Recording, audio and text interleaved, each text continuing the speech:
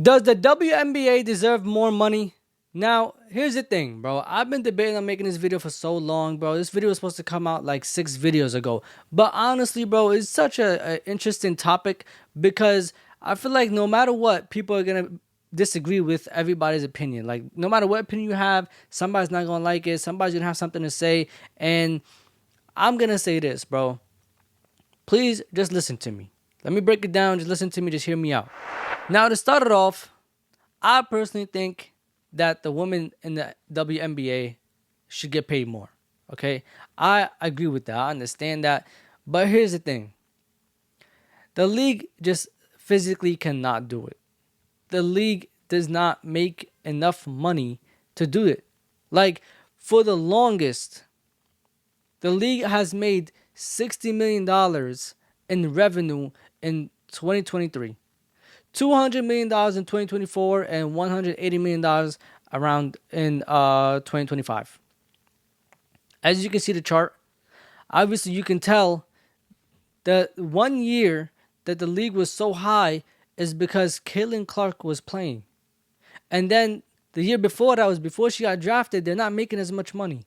And then now they're not making as much money as 2024, but they're still making a lot of money. Now, before we get into that type of stuff, I'm going to list out some good things that the league is doing, because I do think that everybody needs to calm down and just understand that it's a very young league. The league is only, 25 years old?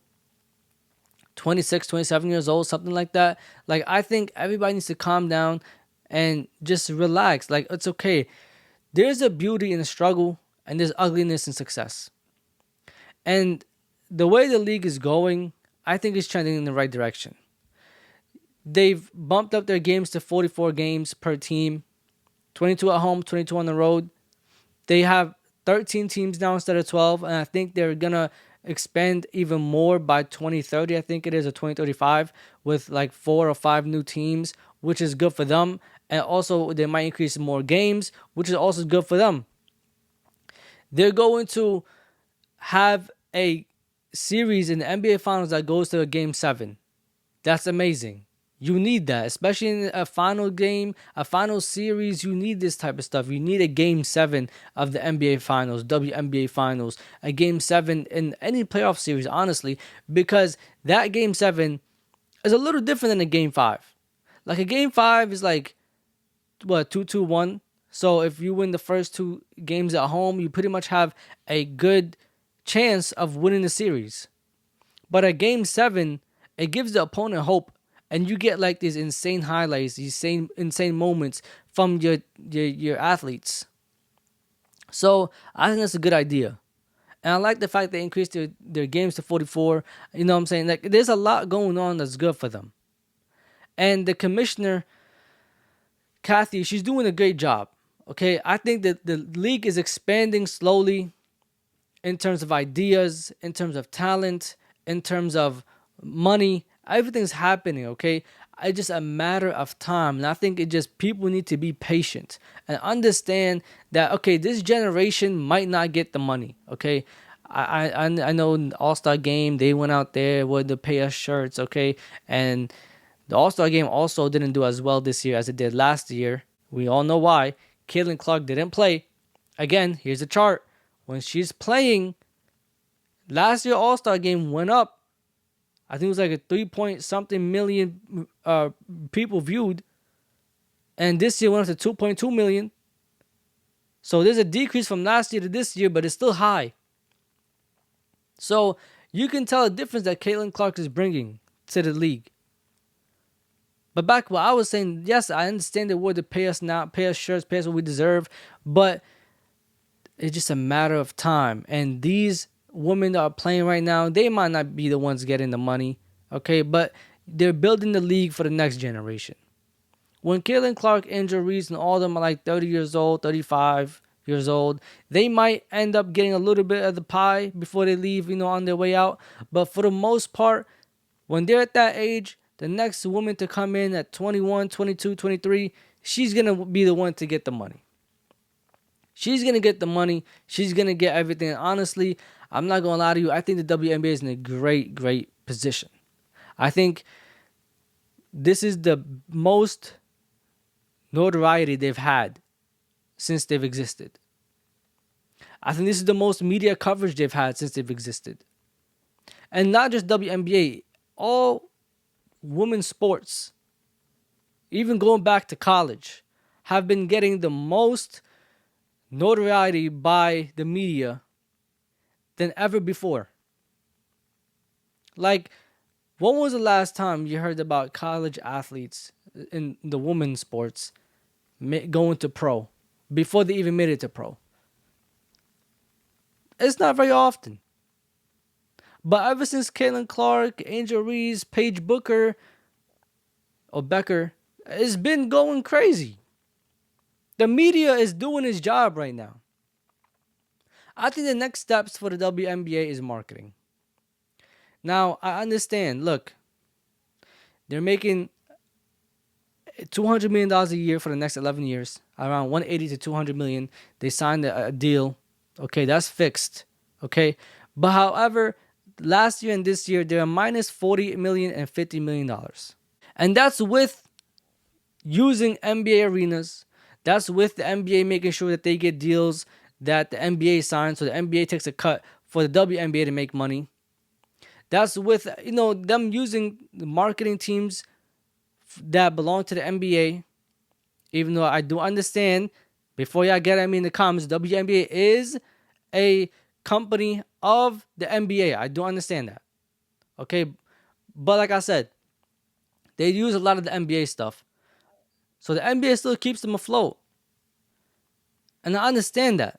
But marketing, I think, right now needs to be at its best.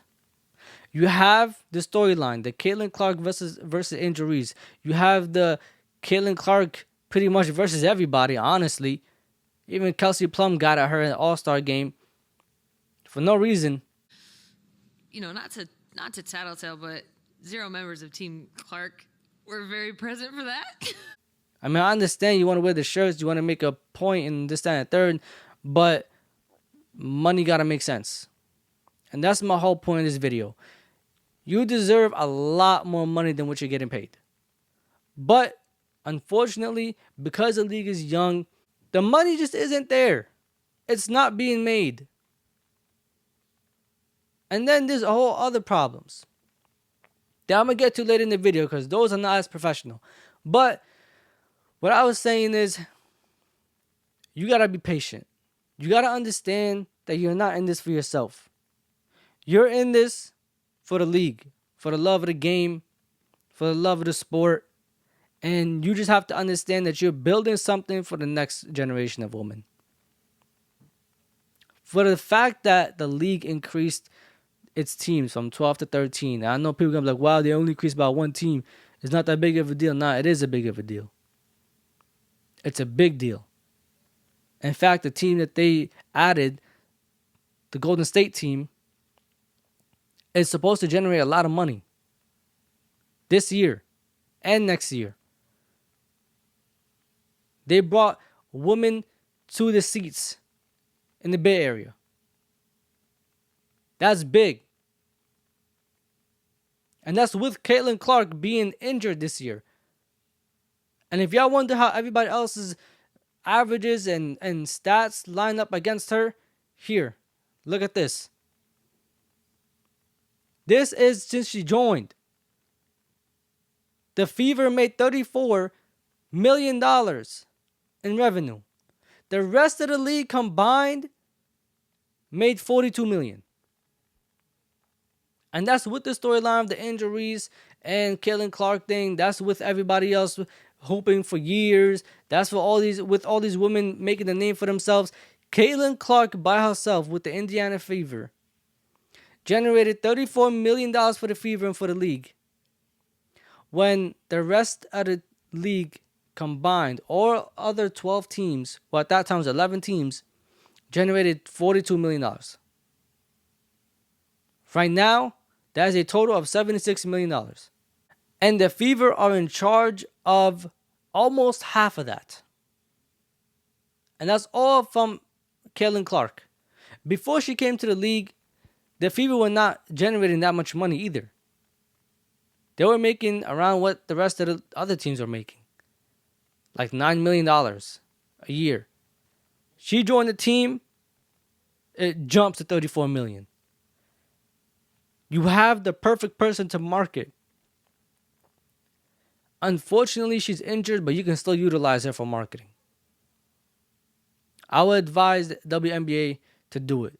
And like I said, this group of women might not see the big checks, but the next generation will. The generation after that will. And as women's sports gets more pushed in the media, as women get more talented in terms of, dunking, stuff like that, just coming to the league, I've seen a lot of people say lower the basket just a little bit, like a foot or something. Nah, I don't agree with that. I think women will eventually catch up to the levels that they need to catch up to. I think a lot of women's sports are just very young. A lot of women professional sports are very young in age and existence. So I think just a matter of time, technology, and just generations, it will happen. It will happen. Trust. We don't need to lower the rim just for a highlight dunk. No, it's all right. They'll catch up. The next generation will do it. There was a time in the NBA where guys couldn't dunk. But now everybody's dunking. They'll do it. It's a matter of time. Now let's get into the topic of the dildos being thrown on the courts. For everybody that's doing this and thinking you're doing something funny, it's not funny. Okay, cool, haha, kiki, alright, you got your moment. But for the most part, you're making a mockery of a sport. I understand that you want to say that the women that are playing the sport, some of them might be mainly this, that, and third. Keep it real, none of our business. But the truth is, you're making a mockery of the sport more than anything. It doesn't matter who's playing the sport. You're making a mockery of the sport itself. Because ain't nobody going to a men's sports league, no matter how great the quality is, and throwing nothing like that. You're not throwing the fleshlight. You're not throwing none of that stuff in there. You're not throwing no pocket in there. You're not doing none of that. So don't go to women's league and do that. Especially a league that is growing. And then also, y'all see what they doing.